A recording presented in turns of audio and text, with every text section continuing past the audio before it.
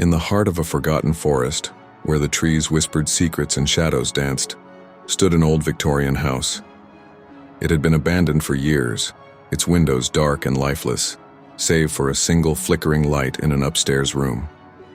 The locals spoke of it in hushed tones, warning children to stay away. They said it was haunted, cursed by the spirits of those who had once lived there. But curiosity has a way of drawing people in, especially those who feel lost. One stormy night, a group of friends decided to explore the house armed with nothing but flashlights and bravado. As they pushed open the rusty gate, it creaked ominously, echoing through the stillness of the night.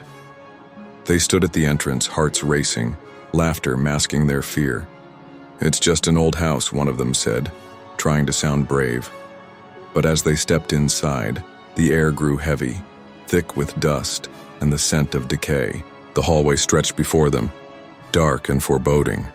Shadows seemed to flicker at the edges of their flashlights, and the floorboards creaked underfoot, as if warning them to turn back. They paused to examine a dusty portrait hanging crookedly on the wall. The eyes of the woman in the painting seemed to follow them, a chill running down their spines. As they ventured deeper, they found a room filled with old furniture, each piece draped in white sheets like ghosts waiting to be unveiled. The silence was deafening, broken only by the sound of their own breathing. One friend lit a candle, its flickering flame casting dancing shadows on the walls. Suddenly, a loud bang echoed from upstairs, causing them to jump. "What was that?" one whispered, eyes wide with fear. They exchanged nervous glances, but curiosity pushed them forward. They climbed the staircase, each step creaking ominously beneath them. The air grew colder, and a sense of dread settled in their stomachs. At the end of the hallway, they saw a shadowy figure standing just out of reach of the candlelight. It was motionless, watching them. Panic surged through them. "We should leave," one urged, but the others were frozen in place, unable to look away from the figure. Suddenly, the figure lunged forward, and they screamed, turning to flee down the stairs. The house seemed to come alive, doors slamming shut behind them.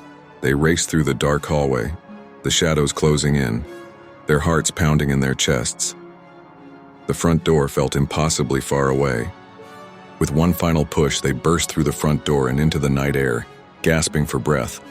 They didn't stop running until they reached the safety of their car. As they looked back at the house, the flickering light in the window extinguished, leaving only darkness behind. They knew they had escaped something sinister. They sat in silence, the weight of what they had experienced settling in. They had entered the house as friends, but they left with a shared secret that would haunt them forever. The forest loomed around them, the house now just a shadow in the distance. They vowed never to return, but the memory of that night would linger, a chilling reminder of the unknown. As they drove away, a whisper of wind rustled through the trees, carrying with it the echoes of the past, a warning to those who dared to enter. Some doors are better left closed, and some secrets are best forgotten.